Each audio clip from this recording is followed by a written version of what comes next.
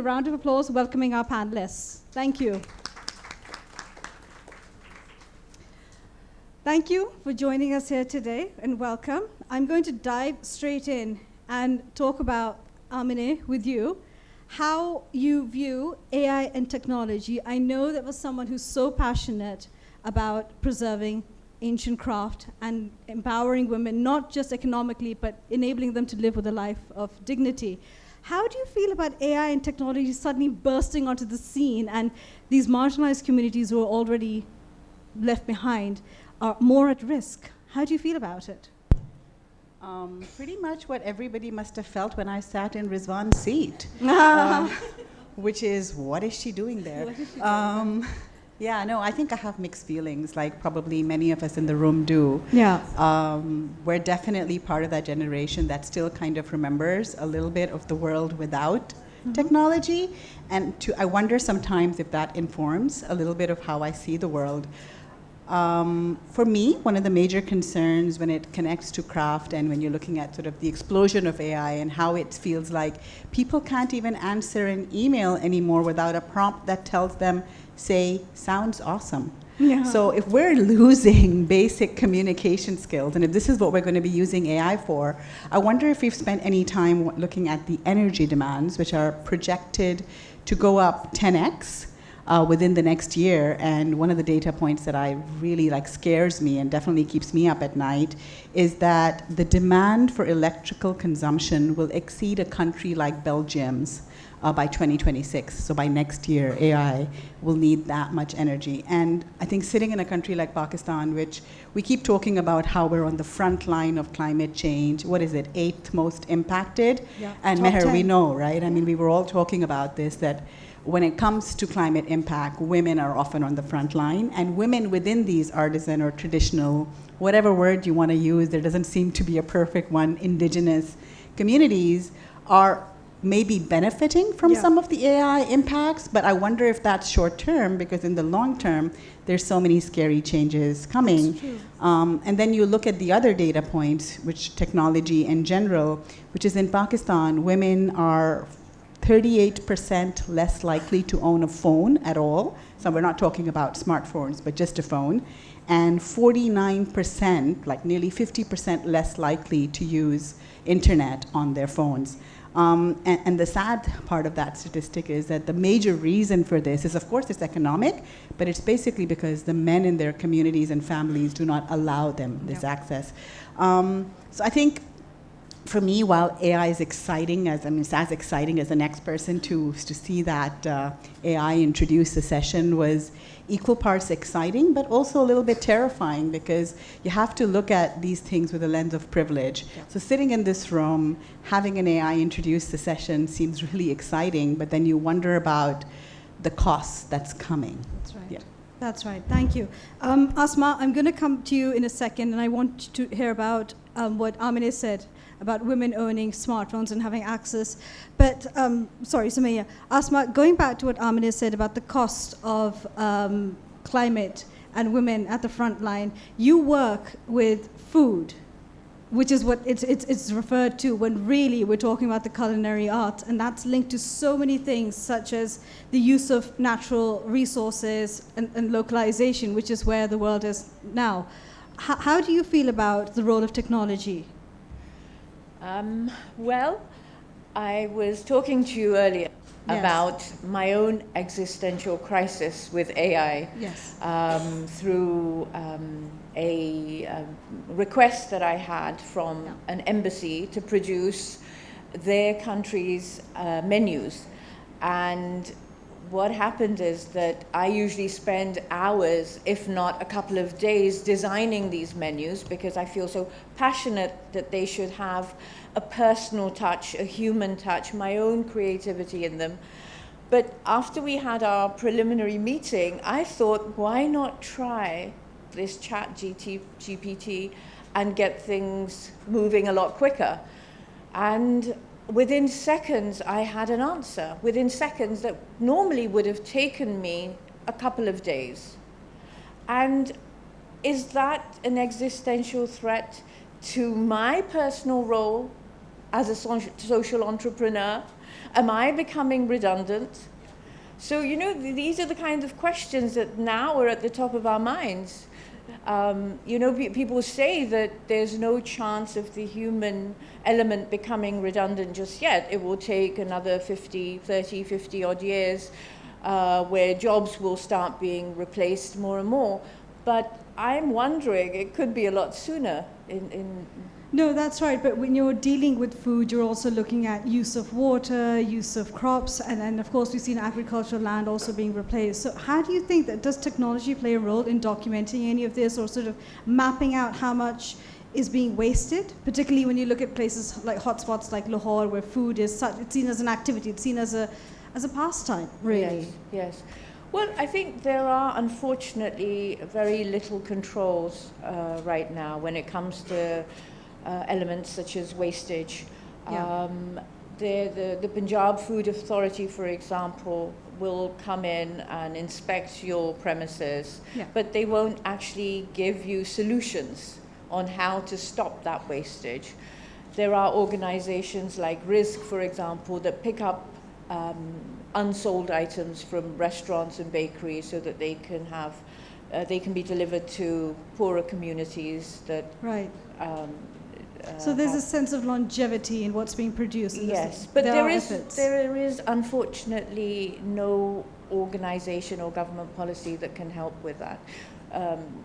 Like I was telling you, that restaurants are popping up, mushrooming in fact. Yes. And that's in a way a huge waste of resources, because that's a lot of capital being spent on this need to have more and more variety of food, but whether that food is actually good for you or not is very questionable. That's right. That's right. And so, Sumaya, coming to you now, we've heard Amine's concerns, and we've seen that the role of the state when it comes to use of technology in these areas related to artisan development. You've got a very interesting take where you feel that technology was an enabler, and it really brought marginalized communities to be more participatory in the digital space. What are your thoughts on this? Can you hear me? No. All right. No, it is. Is it on? Hi. Okay. Great. Okay, so there's marginalized communities, and then there are artisans that migrate from marginalized communities, and they come and live in the urban center. Yeah. You know, and so what we do is we provide vocational training for them here, and it's the city is a different world, right? So the youngsters are becoming more and more educated, but they still don't have the means to do a lot of things. Like, for example, when I first joined the organization, I was writing the emails, I was putting together the digital marketing material. Along with vocational training, we also take customized orders for corporates and, you know, bigger textile factories. So the first place where it really made a difference was the team that is in between the artisans and the corporates can now send out emails which I don't have to look at anymore, and I don't have to write. Right, so that speeds up a lot of you know, operations. And the second thing with vocational training is that a lot of the artisans and their children that are learning computer graphics and using these you know, AI platforms, it's making things easier for them, so they can also become entrepreneurs and put their work out there on their own. So they don't then. So then we look at digital literacy, we look at financial literacy, and then we enable them to become independent in that way. So yeah, I mean, for us, it's been a great advancement, really. For like pre-COVID, there were the vocational training students, as you mentioned, didn't have access to smartphones. But post-COVID, we did a study, and that changed significantly. Like pre-COVID, it was 1% of our students that had access to data, and post-COVID, it's about 50%, because I think in lockdown, people start to realize that we really need to now, you know, connect with the rest of the world. How are we going to do it? So It did make a huge difference in the positive light. Okay, that's interesting. Rizwan, when we're talking about connectivity, I know you've spoken about the urban-rural divide and how you feel that there's a need to sort of create more market linkages nationally and internationally to ensure that marginalized communities who are based geographically in far-flung areas and don't have the means to access to urban spaces, we need to work with them more and more, and that's where you've done a remarkable job in that. Do you think technology needs to be implemented more and more beyond just smartphones and basic apps such as WhatsApp and Zoom to enable this further? Well, I think a lot of it has to do with context. I'm going to switch you. I think a lot of it has to do with context. Yeah. You have to look at it, these questions you can be raised in a global forum where these things are kind of global issues about AI becoming invasive, taking over. Yeah, But when you look at it in context with what's happening in Pakistan, then it's a completely different question. It's a completely different ballgame. Because first of all, because of the urban-rural divide, I mean, this was something that I discovered, how privileged the urban sector is compared to the rural sector. Yeah. And when we started working in 2009 in the rural sector, we discovered that it was a completely different ball game. I mean, people didn't have access to rudimentary stuff, forget about having access to technology. And the people who did have technology were grappling with it. And unlike what Sumaya is doing, we don't encourage migration. Okay. We have not encouraged communities to come to urban centers. Because what happens is they come here and they start living in slums. Yeah. So it actually increases the burden on the city. So what we did was, when we were faced with all these, and because there was a backlash to this, and we worked with a lot of international donor agencies, we decided that we were going to start our programs within the villages. Right. Do a self-contained unit where the villages would actually, the entire project in our instance is by the women for the women. So we found one person, one woman, who put together a community of 25 women. We initially started with the training program, and when we tried to connect them to the urban centers, we found that people in the urban centers were unwilling to work with the rural sector. When we talked about the design communities, they were unwilling to go so far out in there and go out of their way to deal with these women. So we ended up employing them. There was no other way to do it. Yeah. Because we had so today I'm very proud to say that 98% of what the Rizwan Beg label does is made by rural women. That's fantastic. That's fantastic. And I think these questions are interesting because we sit in the urban centers, my design team relies heavily on AI. Yes. Yeah. So, we do a lot of stuff with CapCut, we do a lot of stuff with that kind of digitalization, design intervention. And these are conversations that we've been having over years in Pakistan. All of us who are sitting in the development sector here have talked about whether you actually need to go in and bring about change and how sensitive that change has to be. If you're going to go into intervention, you're going to go into rural communities, all those communities also have their own, micro-social systems. Yep. I've worked with a lot of donor agencies that come in from abroad, like the USAID and stuff. They come with a very hard blueprint. That's right. And it's kind of, superimposed upon communities. They don't understand the system of parda. They don't understand why men can't go and talk to women, why they don't have direct access. And this has really, really made a huge difference. So in a lot of ways, what we do at the Bunyad Initiative is we've had to rewrite the whole handbook. Yes. On that's how right. to approach these communities, That's right, yeah. how to find intermediaries, how to train women. And again, it does help us because what we've discovered over the past 20 years that we've been doing this is that we have started to create entrepreneurs. Yeah. So the ones who actually, and it's very democratic because all these women choose the most ablest among them. And women are very underestimated in this country. I think women are terrific. Thank you. Thank you. So for me, it's been a huge eye-opener, and I've learned a lot about this, and we've kind of tweaked it. But I think what we really need to concentrate on is bridging the urban-rural divide. Yeah. It's interesting you mentioned the rural artisans because, Amin, and I'd love for you to share this story about how you've spoken about, men not being able to have access and not being... You have a fascinating story about the role of men and how he knew the entire communities so intimately. And this is a really lovely story which goes to show that Thanks, even though... Meher. That was a private conversation. Yeah, no. It's for a greater good, it's all right. It's okay, fine. Go for it. We're all friends here. I think, when we talk about segregation and the role, that's what we were talking about, Yeah. that is technology an answer to break through segregation in a way that would be culturally and socially acceptable. I mean, first, I think one of my issues with that particular lens is that it demonizes segregation and takes a particular view on whether segregation is good or bad. It posits segregation as a problem to be solved. It is not something that, it's not a stance I feel very comfortable with, right? So even if we move past that sort of colonial lens on segregation and parda and all of that, and look at the fact that maybe women in parda or in segregation want this opportunity, and we come at it from that lens. Of course, with deeply segregated communities, and a lot of my work is with women. In Pakistan, we talked a lot about language earlier. In Pakistan, we use a lot of language that I feel deeply uncomfortable with, and I wish, some of us here maybe will work on this and invent better words. But this homebound woman or a homebound worker, home-based, homebound, I hate that. Anyway, there isn't a better one. But everybody here understands what I'm talking about. These are women who, for socio-cultural reasons, do not leave their homes, highly talented, and you have pockets of this talent all over the country. And to be able to work with women like this, and I think we all understand it here on the panel, you do have to negotiate with the power centers, which is the men in the community. Yeah. So there was a similar community in Karachi, which I was working with, and we were talking about whether avatars or AI could maybe one day allow these women to be online. Yeah. And I said the issues are beyond the face of the woman or her body. It's beyond that.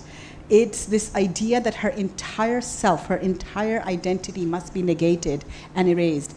And so, when I was speaking to the men, one of them wanted to impress upon me how vital he is to the community, and he is, not sure, taking that away, sure. And how he's so trusted, and I'll quote, "Ke everybody, I know the names," and this was his exact words, "I know the names. You will not believe me," because he thought that this data point was so shocking. He said, "You will not believe me, but I know the names of the girls in this household."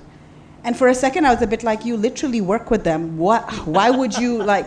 And then I had to stop and pause for a second and realize that even the names are protected. Having knowledge of a woman's name could result in shame for the community. So I think when we're operating in this environment, and again, in Pakistan, again, something I'm sure everybody will agree with, we don't live in one Pakistan. We live in all kinds of Pakistan, in all kinds of... So when people ask me, can you talk about Pakistan? And I'm like, which millennia are you interested in? Because we're living in all of them at the same time. There are parts of Sindh, we talk about Moinjadaro and that beautiful bullock cart, where people are still using the identical bullock cart in the same way as they did 5,000 years ago. Yeah. And Sindh isn't that segregated, when it comes to sort of transport or access or working with the mainstream. So I think it's a deeply layered discussion and there's so many aspects to it. No, but thank you for sharing that. I really appreciate that.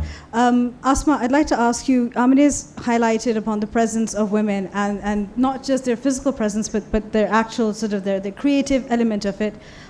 Given that your work is about training artisans in the culinary arts, do you think that online platforms can enable women to have more of a voice if they're not able to have access to physical spaces? Or do we have that problem of having access to smartphones and internet connectivity, and that's sort of going to limit any potential that they have in terms of ever developing? So a lot of women who come to me do suffer from mobility issues. Public transport is a major obstacle in getting to work from your home every day. And as a consequence, I did at one point develop an online course for women who could not make it to one of our physical locations. I haven't actually executed that yet, but I think very much demand is there for something like that, where they do not have to leave their homes, but they can still pick up a very relevant skill which will enhance their ability to earn an income for themselves. So yes, there are online platforms which need to be worked on for a term that Amna doesn't like, homebound workers. Yes, there is great scope for that. No, I agree with you. And Rizwan and Sumaya, this is a question for you both, so you can decide who gets to have the first say here. We're talking about, entrepreneurs and artisans who work from the confines of their home or the protection of your home, depending on how you want to see it. But how can we be mindful of when we purchase indigenous? I have great reservations of using this word for the sake of this discussion. I'll use it. Indigenous crafts, so that we're not sort of supporting exploitation and unfair practices. How do you tackle that? And is there a way of identifying? Rizwan wants you to have the word first, and then he'll follow up to see if you've said anything wrong.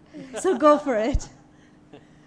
How do we encourage people to be mindful? Conscious consumerism. Conscious and consumerism. eliminate exploitations, middle management, or you get something made which an artisan might think is worth 1,500 rupees, like the example I'd spoken about earlier.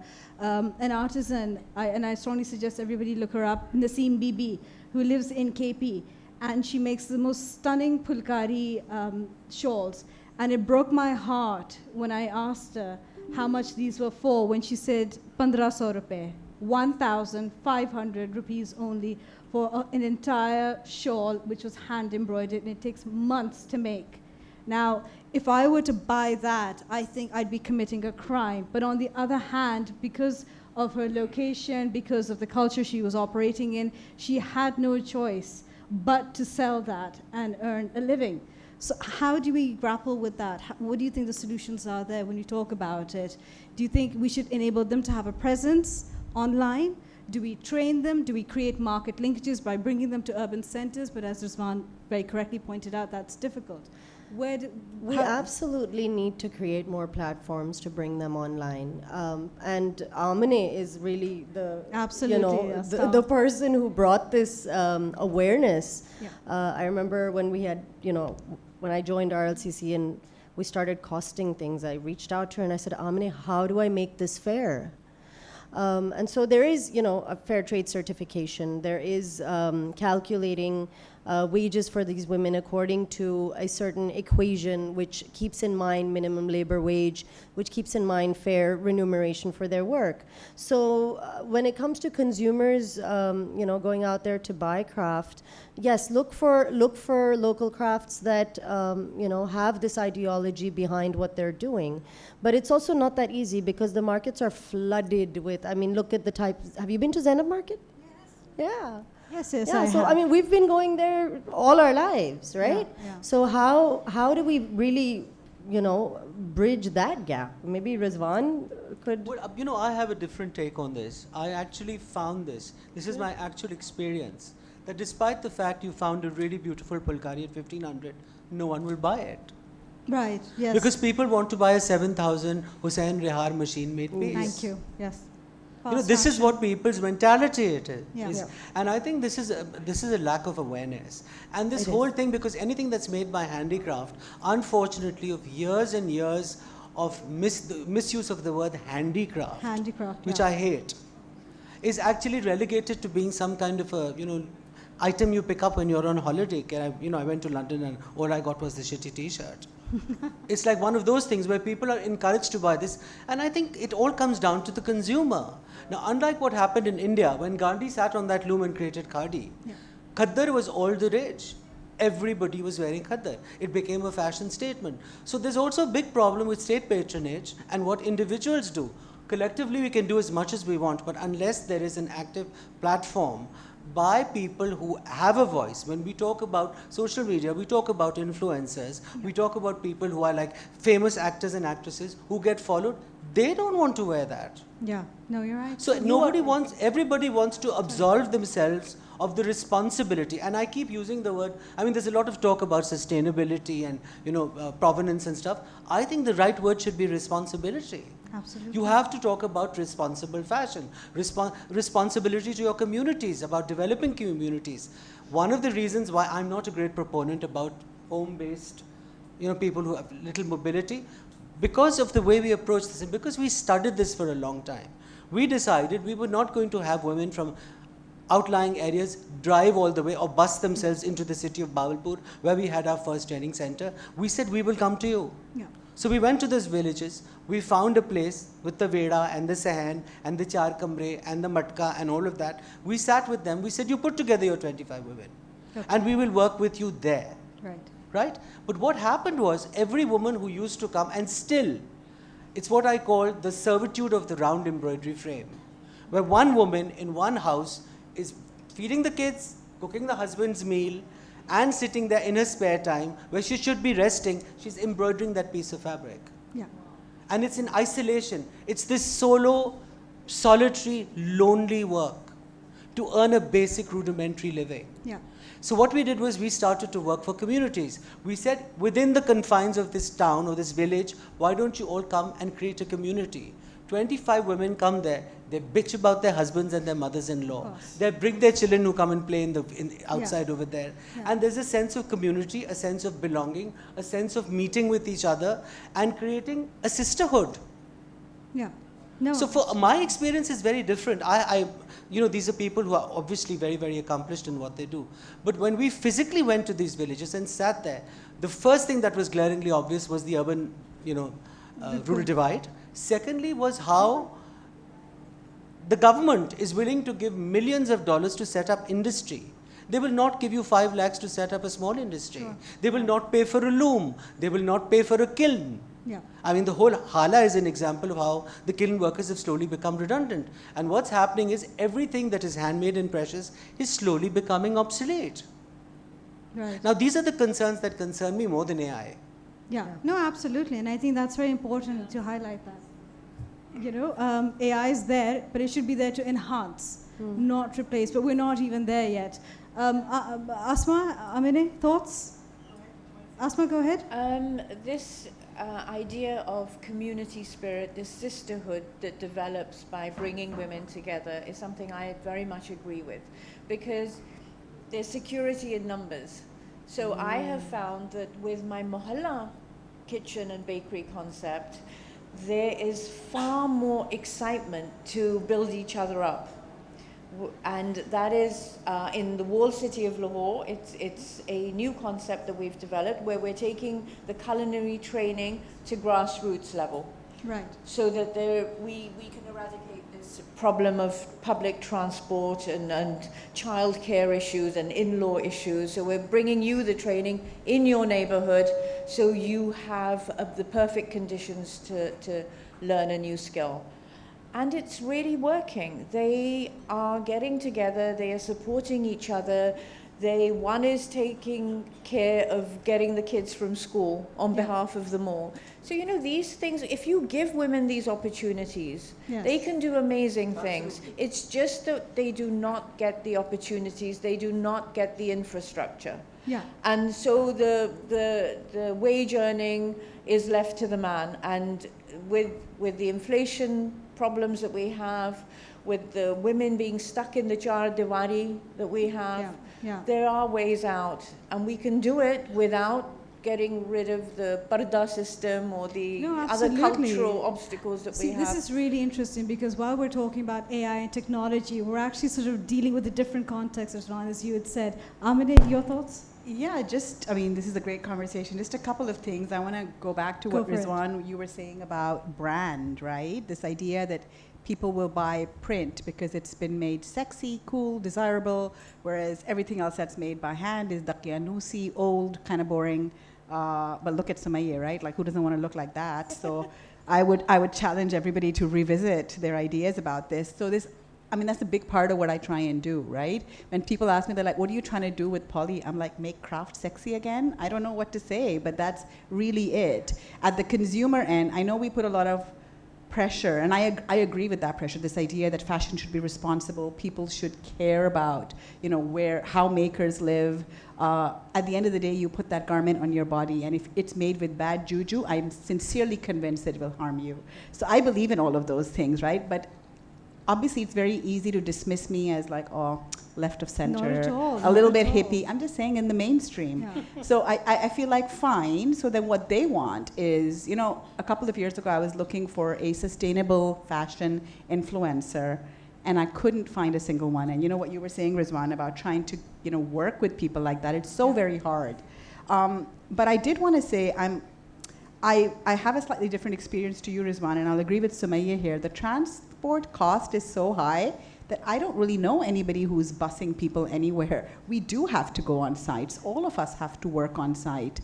I don't think we have anybody funding opportunities. And there were apps for these, that Thata se log utke aa jaye Karachi, unko kaun rakhega, kahan rahenge, unke safety concerns, unke cultural.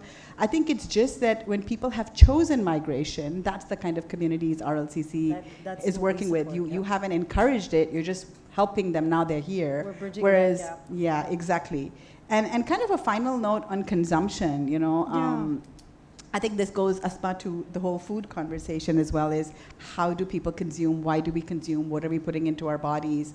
We all need to be consuming less of everything, even Asma's amazing pastries, that goes for me. Yeah. But that's the answer, right? So in some ways, sometimes we try and match this conversation with, well, people are buying all these fast fashion items right now, so now we need to apply the same kind of lens and get them to buy more ethically made or more locally made products, which have a lighter carbon footprint. I don't think the full answer is there. Actually, people need to buy a lot less of anything that they're buying. And once they've bought it, basically, aapko apne kapdon se nikah karna hota hai, right? You kind of have to wear them until they fall apart, and you have to wear them a million times. Yeah. It's almost like a uniform. And if for some reason you can't wear it, then you have to give it to somebody else who's gonna, buy into that commitment. So I think it's a little bit about a lifestyle and a mindset change. And I think some of the responsibility isn't just on all of us sitting on the panel here. No. I think we're talking to each other in the same language. But some of the responsibility is also on advertising and big brands. Yeah. And what they feel, Yeah. again, about their role in this conversation. No, thank you. And I'm so pleased you mentioned carbon footprint, because I just want to very quickly highlight, Sumaya, before I come to you, that Pakistan, there was an organization that developed an app for a German company where they were able to map out what happens to they plant a seed, a cotton seed in Balochistan. And when that cotton crop grows, what happens to that little ball of cotton? How it's taken to a ginning factory, turned into thread, where is that thread used in lawn and fabric, t-shirt, whatever it is, where that t-shirt then goes for branding or stitching, and then where it ultimately ends up in the branded shop where Pakistanis like us end up buying it. So it's not as if there aren't technological solutions here in Pakistan, but it is very much in the utilization of technology. Now, Sumaya, you mentioned that women were using Zoom and all these other apps to sort of, and ChatGPT for emails. Going back to what Amine said in terms of transportation, you have these apps. I don't want to mention any of them, but for like having access and driving and these vans and everything. But again, the point is that how many men and women have access to these apps? Do you think that these are just what they say, sarsari si baat hai? It's just an aesthetic thing कि जी बाजी है तो से आप इस्तेमाल क्यों नहीं करते हैं आप? Like, you can have access to smartphones and apps, but if you don't have access to internet, you don't have access to anything. Yeah. So it's really not about the advancement of technology. We don't have the basic infrastructure for people to be connected to each other. And so that really needs to be worked on. Like in a community like Shah Faisal Colony, we don't have storm fiber, which is, you're not, sorry. Lahore mein to nahi hai storm fiber, right? So storm fiber is a very fast, is the fastest speed internet in Karachi, but it's not within this, entire neighborhood because the users of internet are less. So they're not going to come and provide, right? So then we're dealing with very low speed internet, which becomes very difficult. But in the rural sector, to bilkul bhi nahi hota, which is why we have to go there. We're trying to work with women in Nagar Khas in Hunza. It's just so difficult to work remotely with them because there's no access to internet. Yeah. So yeah, sure, there's all kinds of apps that will help people now, but the basic infrastructure really needs to be there for that to happen and for it to advance. Sure. However, but like coming back to the effects of what AI is going to have on the craft sector, in a way, I think in the rest of the sessions, there's always a good side and a bad side to any advancement or any evolution. For some, there is a threat that AI is going to take over certain jobs, like with graphic designers or photographers or the likes. But luckily, I think with handmade or hand-produced items, AI really cannot do that. Neither can robots. So that is always going to stay alive. Absolutely. Please do. I'm going to kind of like agree with you, but agree beyond just this idea that something which is done by hand remains precious. I know, Rizwan, it's being the mainstream market in Pakistan is now just all print. And by the way, completely stealing design from artisans. There's nothing I hate more than a printed really. It makes me go nuts. But I think what's really interesting is that we forget that craft doesn't just come from this idea. When you're looking at AI and design, craft comes from the environment, it comes from the culture, it comes from conversation, from story, from lore. So it's not just something that you can create. It has to be felt first, and then you create it. And I think, well, at least we have some decades before AI becomes sentient, Oh, yeah, so we'll be no. okay till then. Well, I think, and Rizwan and Asma, I'd love to know your thoughts on this. I think that when we look at where the fight for climate change right now, and Pakistan workers are at the front line, but you're also seeing this recognition that we need to go back to, again, fabric, for example, indigenous fabrics such as malmal, which is my passion, so I have to mention it here. I don't think that handwork has ever gone out. It may not be appreciated, but you've seen it with the Industrial Revolution in the UK, you've seen it with machine work here. Somehow handwork does have value. You know, whether it's in cooking, even though we have catering and you have ready-made meals, people still prefer the cooking element of it. And Rizwan, of course, you would know better, handwork as well. Do you think it's more because it's a community-driven thing, or do you think that it's because there is still some value, some economic value that just has not been explored completely? I can give my input in terms of food. What we're trying to do with the mohalla concept now is that we are paying a lot of attention to our culinary heritage and all the recipes that we feel are dying out now and being replaced by either fast food or bakery items that people have seen on social media and then desire because it's the next food fad. And what we're trying to do is develop menus that pay homage to our culinary tradition. So, for example, in the walled city, there was a history of Kashmiri bakeries. So all the Kashmiri baked products that used to be consumed when my father, for example, before he left for England, he remembered all of them and he told me all about them. And now they're dying. Nobody seems to want them or remember them even. Yeah. So we're trying to document all that. And we're trying to revive a sense of pride in that heritage. So let's see how we get on. But right now I get a lot of requests in the mohallas कि हमें pizza बनाना सिखाएं और हमें burger बनाना सिखाएं, and I'm trying to tell them, but let's make an anda shami, which is our version. So you know, and that's so much more tastier. So no, but I love the fact that you've mentioned social media, because I think technology has sort of enabled access to a lot of what we see as quick, fast solutions, whether it's food, whether it's clothing, whether it's literature, anything. You just open up an app and there you go, you have access to it. Rizwan, how do you feel about this? The fact that I know you're vehemently against fast fashion, but then you have these apps that are making it easier to order, you know, a ready-made three-piece suit, rather than, let's say, shadow embroidery wala joda from Multan. So see, I'm part of a global conversation. Yeah. You know, because I've been in touch with a lot of people. For the past 15 to 19 years, I've been part of a forum which is all about sustainability. Sure. We meet in Sri Lanka because Indians and Pakistanis have visa issues. Yes. So people from India and Pakistan come. We have a lot of Middle Eastern people. We have people from Southeast Asia. And it's become an interesting talking point where we talk about all these issues. And I think for me, the biggest problem truly is globalization. Yeah. Because we're moving towards a uniculture, which I find very scary. Yeah. You know, to live on Coke and to wear Adidas globally is really scary. I went back to Thailand and everything that was intrinsically Thai had disappeared. We had fast food, we had malls, everything was computerized, everything. So we're moving towards this uniculture.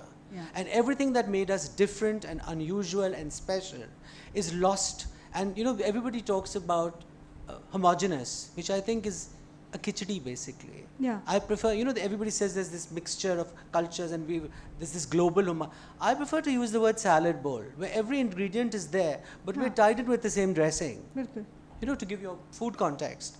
So I think the problem is and Pakistan is nowhere on a global conversation. Yeah. When we talk about sustainability, when we talk about revival, when we talk about heritage, but to go back to what you asked for earlier, I think there is a huge Gen X response to this. Right. There is a lot of talk about provenance. People want to know where their stuff is grown, whether it's organic, whether it's not organic. Was this handmade? Was this not handmade?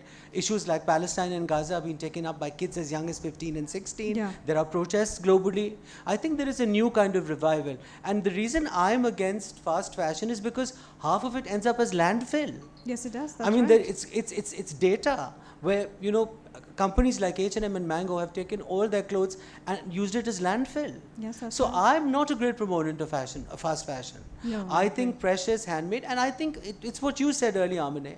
You should own 5 things, but they should be precious, handmade, and beautiful. Instead of going buying cheap and cheerful. Yeah. I think I think it's detrimental to yourself. Bilkul. I think the most important that people forget is that you have to be honest with yourself. You have to have a sense of value. Bilkul. You have to have a sense of what is right and what is wrong. Absolutely. So may you please guess. Go Yeah, ahead. I would just like to add something exactly to what Rizwan is saying. A major problem is the landfills, and that's really at the end of the life of where your clothes are going, and we haven't really consumed them till the end of their life. We've just thrown them out after, 3 times wearing it, or the quality of the fabric has gone down so much now that it doesn't really last for more than 3 washes. But and that's the end problem. But there's also a beginning problem, which is the story of the cotton, where it comes from and the journey of it. Yeah. I don't know if in that video they showed the child labor. Absolutely. There are children that yeah. are picking cotton. Yes. The production of cotton uses immense amounts of water. So there's so much more that we need to share with our local community. The reason why there are people in the West acting more responsibly is because they have more access to knowledge about these things, right? That these are the issues, and so there is maybe like a sense of conscience that has kind of given birth to that, right? But locally, our communities don't know the impact of the fashion industry. They don't know the impact of production and landfills and all that. So perhaps we could use technology to then create content that is in our language so that our masses can understand how to be more responsible. Absolutely. I'd like to add one more thing to this. Sure. I think the other big problem is online shopping. Mm-hmm. We all, I'm a perfect victim of it. Yeah.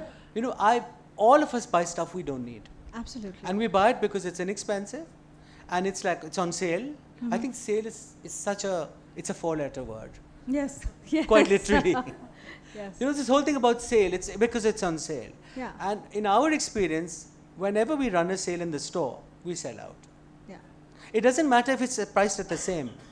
It's a mindset. It's a mindset. Absolutely. And I think online shopping all of us are victims of online shopping, where we all bought surplus stuff that we don't really need. No. So, technology has its pros and cons, as will AI. And Jeffrey Hinton, who's the godfather of AI, has mentioned, he said, very soon, AI is going to become sentient. That's right. And it's going to become smarter than us, because it has a lot more access than the human memory in terms of data. Yeah. Right? So I think we need to be very cautious when we use systems that men have created, because there are movies like Terminator which have shown the complete annihilation of the human species. Absolutely. So I think one needs to be very, very careful, very, very cautious, extremely wary, because this whole gung-ho approach has, look what happened with Oppenheimer and the atom bomb. Yep. Yep. You start off with the best of intentions. Yep. Where it goes, God alone knows. No, absolutely. Can I just add something kind of related Sure. to what you both are saying? A big part of this consumer awareness is transparency from the corporate sector or That's from right. makers Yeah. or from large producers of cotton, whether it's the agrarian sector. And I think right now we have such a data deficit. Unless you're into research, or you're working in this space, or you're actually going out to communities, which how many of us, we all on this panel, we all do this because that's what we do. But I don't expect people in the audience to have that data, and I think that is a really big part of it. Transparency will come first, and behavior change will come later. Right. But sort of to end on a slightly, I'm not sure if it's going to, depends on what side of the argument you're on, if it's dystopian or utopian. But about 30 years ago, there was a big moment for AI where people thought that it would take over the world. Similar to where we are now, there was a big moment of hope. And then something called an AI winter happened. Ta-ta. Well, on that, we're going to switch over to questions. So we have a question here, and anyone, please feel free to answer. How can we help women artisans in remote areas to get access to small loans or funds so they're not stuck relying on middlemen who don't pay them fairly? Now, have to just very quickly say that microloans have not quite resolved development issues in Pakistan, because you are really getting vulnerable communities stuck in that horrible economic cycle of paying back, and then you have interest no matter how low it is. So over to our panelists to share something hopeful, if there is anything. I'm not a big believer in banks solving the problem for the world. I mean, anybody read the news lately? Banks are the problem. Yeah. They're not going to solve for rural women. And I also think the way it's being done right now, unless that whole sector goes through a massive revamp, I'm not sure that it's much better than the middlemen. And I also don't agree with this idea of hating on middlemen as all opportunity like villains. They're not. Sometimes middlemen, and particularly in rural chains, I've done a lot of work in the dairy sector, in the agrarian sector, and of course in the craft sector, they're actually more reliable, more connected by community, and actually more loving and gentle than some of these banks are. So I wouldn't villainize the middleman for no reason. Yeah. No. We have another question here. When we share traditional crafts with a bigger audience, how can we make sure the original culture and meaning behind them don't get lost? Asma, you were talking about pizzas versus, anda. Bilkul. Anda Shami. Ban kebab. And Yes, then, yes. and all that. Well, unfortunately, social media does play a big part in influencing everyone, whatever generation it might be. Even my mother, who's 80, is on her phone being influenced constantly. And so it is becoming harder and harder. But I feel that we need to instill a sense of pride in everything, whether it's our craft, our history, our food, our culture, at a young age. At home, we need to maybe speak more Urdu. On platforms like this, maybe we need to be speaking in Urdu. So, we need to be more active in promoting our own history and our own culture within our families and then at school, and not be ashamed of where we're from. Yeah. Sumaya, thoughts on this one? Rizwan? So I think identity. I think identity is very important, and there's a lot of conversations we've had over the past few years, because I'm on the board of Indus, I'm on the board of National College, and we talk about design intervention. When you go and you want to work on Ajrak, or you want to go and work on Ralli, or you want to work on Gulbadan or Susi, does it actually require any change? Yeah. That's the fundamental question, right? A lot of it has succumbed to the lure of polyester. So maybe that's as far as you can go. You can replace it back with silk or back with cotton. A lot of things don't require intervention. But when the question is that, reviving our traditions and empower, No, there was a previous question about how do we sort of popularize our culture? culture? Well, you popularize it by actually wearing it. By wearing it. How many people do you know are wearing Susi now? Nobody. Nobody. How many people are willing to carry an Ajrak? Nobody. You cannot get it. Yeah, real Susi is. Yeah, so I think this is it. It comes from promotion, from identifying, from wearing it. Yeah. And if you actually wear it, it will become trendy. Hopefully. We have another question. Sumaya, perhaps you'd like to answer this one. What measures should we take on reviving our tradition and empowering women artisans? Are there any programs in place to empower Pakistani artisans? There are plenty of them, but Sumaya, over to you. Yeah, there are plenty of programs. Put your phone, sorry. There are several organizations that are working on empowering Pakistani artisans. So just, search them and get connected and go volunteer and see what you can do and how you can help them out. I think in terms of reviving, our tradition still exists. It's not dead. Yeah. We're not reviving much. It's there. It's just a matter of, and like Rizwan mentioned, that you're going to make it trendy by using it yourself, right? Yeah. So live that and become that and promote it, and and that's how it's going to stay alive, is if we ourselves are going to consume our own culture. Yeah. Yeah, and I also think I'd like to add to this is, all of this starts with you. Yeah. I mean, instead of looking outwards, we all have to look inwards. Absolutely. And with that, I'm just going to open up the questions to the audience. These are audience questions? Okay. This is very tech and AI, as you can see as well. So human interaction also comes down to via screen. Sorry, Saab, aap पूछ रहे थे कुछ? जी पूछिए ज़रूर. Hi, my name is Hassan. ओहो direct accountability आ रही है यहाँ पे.